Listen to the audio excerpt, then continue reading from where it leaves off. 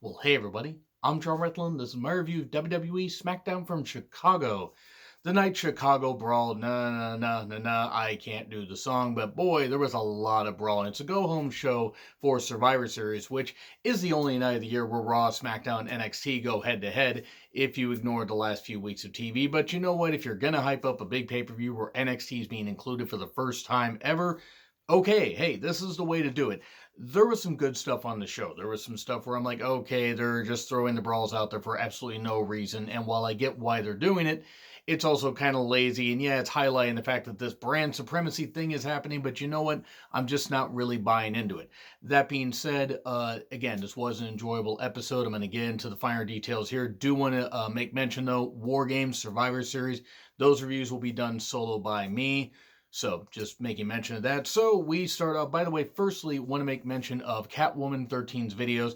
Enjoyed the video she did where she commented about what she thought of SmackDown. I enjoy her stuff. It's cat_woman13 on Twitter.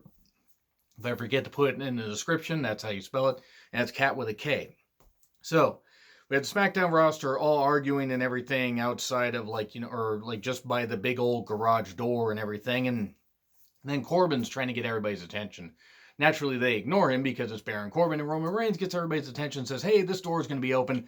Let's have Raw and NXT come in because that's brilliant because they have bigger rosters, especially Raw. But, well, Reigns is like, I'm the big dog, woof, woof. I can do this, and we can take everybody down. And Sasha's like, well, you two can decide which is the bigger ego, or which one of you has bigger ego, but the boss waits for no one. Her promo blew everyone away. Emphasis on blue. So, we start off with Team SmackDown. It's Sasha, Lacey Evans, Nikki Cross, Dana, and Carmella. And they want to fight. They want to fight with somebody. And here's Team Raw. We got Charlotte, Sarah Logan, Natty, Asuka, and Kairi. And we're going to get a one-on-one match. We're going to get Sasha and Charlotte, except we get Team NXT showing up. It's the War Games, for Team Rhea with Toni Storm. If Toni Storm is going to be part of Team NXT for Sunday, great. Perfectly fine while seeing Toni Storm. Honestly, if you haven't had a chance to meet her, Toni Storm is wonderful. She's really nice, really personable. If she's included in on this NXT team, I am all in. And Rhea says, well, I don't want to be left out of this. Let's have a, captain versus captain versus captain match. So we have Sasha, Charlotte, and Rhea in a match, and pretty good match. You had all the respective team members out there. For Team Raw, SmackDown, NXT, this was very enjoyable. I liked the match. Charlotte's nose at one point got busted open. Hopefully she is okay. It looked like she was fine, but bloody noses are going to happen, but hopefully she is all right. One thing I do have to mention, though, she's got to stop doing that goddamn moonsault. Like, she is a great athlete. Charlotte is a great athlete, no doubt. But just the rotation, the landing, she's going to snap her legs one day, and it's going to be brutal. And I don't wish it at all, but I can just envision it happening because just the way it just looks awkward. She hits some incredibly beautiful moves, and she can do some great stuff, but that moonsault, just the way it's done, I'm just fearful what's going to happen. This is a good match, and the end was absolutely great. I encourage you guys to go watch this match to catch all the spots, but there's one cool spot where, and not the video game that I'm talking about, but we get Rhea being tossed outside, and then Charlotte gets Sasha in the figure four, transitions into the figure eight, but Rhea manages to catch Charlotte, gets her shoulders on the ground while Sasha's still in the figure eight. 1, 2, 3. Rhea picks up a win over Charlotte Flair, and that's the way to go. If you want to push Rhea hard, if you want to make this seem like War Games is the show to watch, and that what's going to happen with NXT at Survivor Series, this is a way to do it. And Charlotte can eat a loss, and it really speaks highly of what they think of Rhea to have that happen. That was very tremendous. I really did enjoy this. And then we get more brawling, because, of course, we get more brawling. This is like 45% brawling. Now, not that some of it wasn't well done, but they just had everybody out there, so it was what it was. We have Corbin, Rude, and Ziggler talking. I instantly turn my brain off whenever Corbin talks. It's not that he doesn't try it. He just has go-away heat with me. I just don't care about the guy. And he mentions how Sami Zayn is really, really annoying. And Sami Zayn's like, Sami Zayn's there and saying, well, why don't you tell me how annoying I am out in the ring? So we have Zayn and Nakamura out there, and then we have a break. And then we have a Bayley interview where she says, if Shayna's done hiding in shadows, I'm ready for her. Okay, cool. All right. Nice little tease for a segment we're going to get later. we have Zayn and Nakamura in the ring, and Zayn's like, well, you're such a great Intercontinental Champion. Here, let me get this. This is going to be controversial because he reveals a new Intercontinental Championship. I don't like it. I don't like it. I don't hate it. I do not hate it. I want to make that very, very clear. And there are people that like this, and that is fine. I don't.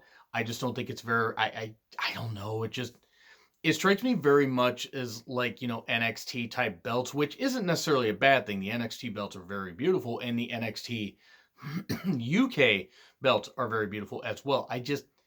I'm a bit of a traditionalist, and I just didn't like the fact that they did that with the Intercontinental Championship. I just did. Maybe it'll grow on me. Who knows? Just right now, I do not really care for it. Leave your thoughts in the comments. I would love to know what you guys have to say.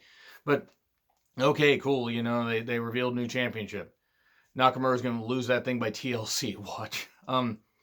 And he's talking about his opponent. Well, Zayn's talking about Nakamura's opponents for Survivor Series, talking about Styles and Roderick Strong, but they keep stumbling over Roderick's name because they're like, wait, who's that other guy? We know AJ Styles, but who's that other guy? And Nakamura's like, I can't recall. Here's the Undisputed Era. And Adam Cole says, you don't know who he is? Well, let me fill you in, which means that Adam Cole wants to fill in Sami Zayn. Have fun on seeing that. Have fun. He says, oh, it's Roderick Strong. He cuts a great promo hyping up every member of the Undisputed Era. And then we get to New Day out here. And New Day challenge Undisputed Era to a match. And they're like, wait, 4-on-2, that's not fair. And they're thinking, well, who could we have join us? Heavy Machinery comes out. Why is Otis in a belly shirt? I mean, it is what it is. It's wrestling. I guess I really shouldn't care, but I'm like, why? Why exactly? Whatever. We get an 8-man tag. Good 8-man tag. Undisputed Era got really a big showcase here. They got a chance to really shine. It was obvious who was going to take the pinfall here. The most expendable of the face team. Tucker. Sorry. I mean, I like Tucker, but, he's the most expendable of them. He did hit a great moonsault at one point. I mean, a really great moonsault. And at 6'5", 300 pounds, something like that, really does hit an incredible moonsault. And got a 2 count on Roderick Strong. Big old melee, big old schmoz, and then in the end, big old running knee from Roderick Strong pins Tucker for the 1, 2, 3. Nice match. Good stuff. All this time, Nakamura and Sami Zayn are at the stage. Roderick Strong gets in Nakamura's face. Suddenly, AJ Styles runs down there and just, hits a phenomenal forearm. They get a brawl. And then Sami Zayn hits Styles in the back with a chair. So I'm guessing that Sami Zayn's going to be coming pretty close to getting back in the ring. I would imagine at some point. I think he's still dealing with a shoulder injury. So I'm glad they're keeping him on TV. But it's kind of time to get him back in the ring. Unless he just simply doesn't want to wrestle anymore. And they want to just keep him as a manager.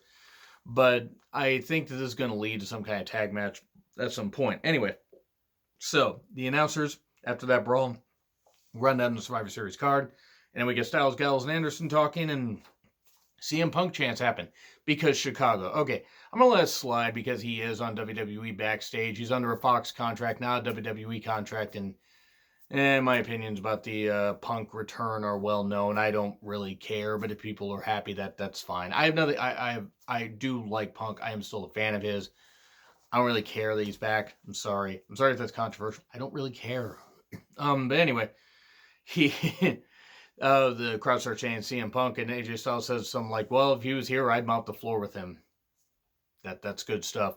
And then we get Daniel Bryan interrupting the Auk, which, instead of like what they actually are, because it's a stupid name. The official club, the only club that matters, it's dumb. Daniel Bryan here to summon Bray Wyatt. Lights go out. What's going on? No, nothing. He comes back on. Nothing. And then here's Miz, and they have a verbal back and forth where Bryan's like, I don't like you or respect you. Miz is like, the feeling's mutual. I get the feeling they're going to finally try to pull the trigger on this happening at WrestleMania, but it almost feels like it's 1 year too late. But that being said, if they can build this fine. I just don't trust them to do it. I just don't. It is what it is. I don't know who the fans are really going to cheer for, though, because it seems like Daniel Bryan isn't going to become a face, and then maybe Miz is still a face, and then they have a match, by the way, because, Miz says, well, from NXT to on, the original NXT to on, I kept trying to slap some sense into you. I'll just do the first part, and he slaps him. And then we have a match, when we come back from commercial break, and the match was fine for what it was. It lasted longer than the match that they had in Australia. Oh, boy. that was fun. That was fun, like a 90-second goddamn match. I mean, I think that's where it was. Wasn't as Super Showdown last year, but the match was fine. The match was fine. Miz did target Bryan's head, focusing on that, beating him down. And then Miz is in the corner. It looks like Daniel Bryan's about to do the yes chant, and he starts to do one, and then pew, and all this spoopiness happens. And then suddenly, like within like a few seconds, the kind of red lights are back on, and then suddenly, Bray Wyatt's in the corner right where, or the Fiend Bray Wyatt, because you have to say it like that because that's how commentary says it, or he's just the Fiend, because we know it's Bray Wyatt. But he's in the corner right where Miz was, which means that the Fiend ate Miz, which means that Maurice and their kids are hopefully have a good compensation because the Miz has been eaten by the Fiend. He's been feeten, if you will. I don't know what I'm saying anymore, but the whole point is he runs at, well, Bryan runs at Fiend. Great idea. Oh, wait, no. Mandible Claw and all that, and we get that going. That's just a nice little way to hype up the match that we're going to see at Survivor Series. We then get Shayna calling out Bayley, saying, well, I'm not lurking in the shadows, I'm right here. And then Bayley doing the exact thing that she accused Shayna of, attacking from behind. But to be fair, Bayley did attack everybody from behind on that episode of NXT and then laid Shayna out before. So it is what it is. They brawl a bit. Shayna has the advantage. Bayley has the advantage. Bayley ends up running away. And then Shayna, even after like hitting her head on the barricade, is just doing this. And just the look she has on her face, I go, Bayley's just like, maybe I should run, which probably was a pretty smart idea. I'm excited to see this, and I think a program between these two, singles program, at some point is in the future. And then we get the six-man tag to close the show. It's Ali, Reigns, and Gable. I'm calling him Chad Gable. That is his name. Fuck anybody that thinks that the whole, new name is a good idea. It's a terrible goddamn idea. It's going to get him under, not over, no matter how good he is in the ring. Versus Corbin, Ziggler, and Rude. It was fine. It was a typical six-man match with a whole bunch of moving parts. And Ali, the hometown guy in Chicago, he's going to get the victory. Did he? Bollocks, he got pinned. There was a cool announcer's table spot that Gable took like a little bit earlier. But, yep, deep six, Ali got pinned. Match is fine. Why did you not just have Ziggler get pinned? I mean, I'm sorry. At this point, is pinning Ziggler. I think I own a pinfall victory over Dolph Ziggler. I think you, watching at home, own a pinfall victory over Dolph Ziggler at this point. It just, whatever. I just wish that Ollie would have got the pin. I don't think it would have hurt. It would have been nice. And, well, fuck. Why not have Gable take the pin? I mean, they've already cut his legs out from under him anyway. But moving on, let's get to the end. Raw invades. We get Rollins and Reigns and CM Punk chants. They had to mute the crowd because the crowd was chanting CM Punk rather than watching Rollins and Reigns brawl. Good idea. And a whole bunch of Raw guys are there, and we're the SmackDown guys. Well, the SmackDown guys led by Braun. Braun running faster than anybody. Heath Slater with a kendo stick. I don't know why that was funny. Everybody's brawling. Here's NXT. Here's a Jeep driven by guys with Triple H and Shawn Michaels on it, because apparently we are back in 1998, even though Shawn Michaels wasn't part of that, because that was a few weeks after he had gone home after WrestleMania 14. I'm sorry, but I'm that's ego stroking for Triple H. I mean, and I know that maybe I'm nitpicking on this kind of stuff. I didn't really care for that. I thought it was kind of dumb. In fact, I thought it was really dumb. It was cool that all the NXT guys were there, but I'm just like, it was like taking place in a vacuum, because they're showing them arriving, and then instantly, right when they come back to the arena, they're running down. Is the tunnel literally like unloading right at gorilla position? I know that wrestling's supposed to be entertainment, it's supposed to be ridiculous, but shit is what it is. Everybody's brawling, like literally. It's a whole bunch of guys. First, you have the women human centipede together. Yes, I'm going to roll with that. Now you have all the men human centipede together. It's just absolutely ridiculous. I mean, it was a way to do the whole brand supremacy thing, which they're kind of beating into the ground like a freaking railroad spike. But the one cool part of this whole thing was actually Montez Ford took a spirit bomb from Keith Lee and just did this pop-up, and he just sold it and then rolled out. But you had Braun Strowman and Keith Lee face off, and I stare down, I go, I never knew I wanted to see that match until right now, but I would like to see that match. Hell, why the hell not? They fight off a guy. I forget who it was. They each fight off a guy, and then they start brawling a little bit, and we cut away. We cut away, and that's it. That is the end of SmackDown. And now we go on to War Games, and we go on to Survivor Series. It's gonna be interesting to see how both shows are. B. I'll say B. SmackDown was enjoyable. It's going to be a lot like Bubblegum, though, where I'm not really going. It's going to lose its flavor. I'm not going to remember this. Probably, by the time I wake up in the morning. But anyway, B. If I forget to put a poll up there, please let me know what you guys think in the comments. Like, share, subscribe. Twitter handle in the description. I'm John Ritland. I'll see you soon.